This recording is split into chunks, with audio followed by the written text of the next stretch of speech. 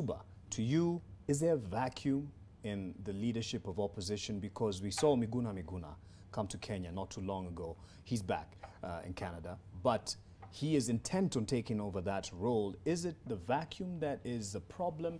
And what would you like to see? But there has not been a vacuum, especially after the position of who is minority and who is majority was confirmed. Okay. I think overall, the opposition has, since the conclusion of the 2022 elections, done a commendable job.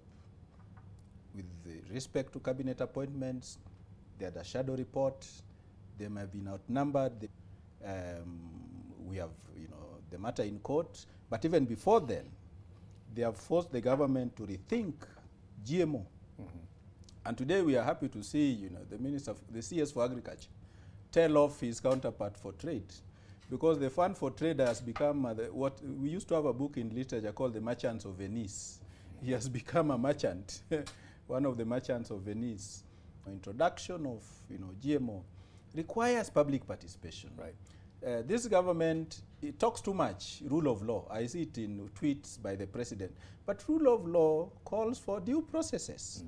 You don't go calling Cherera 4 rogue and not giving the due process of law to take its course. And so they, in my view, we know where the 4 are coming from. The Supreme Court itself confirmed that, they questioned why at some point the commission stopped relaying, results on the screen. Is that not opaqueness? They questioned, for example, why, the 4 were sidelined. Is that not opaqueness? They asked who made the decision. The one that composed the song that was used by Kenya Kwanza in their campaign rallies. When elections are due, campaigns end.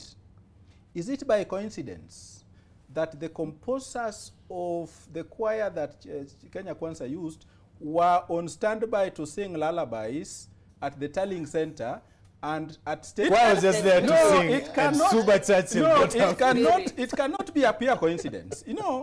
So who between is it the Cherera 4 or the other 3 who invited the choir? I'll have to go back to the songs and listen. These things don't just happen.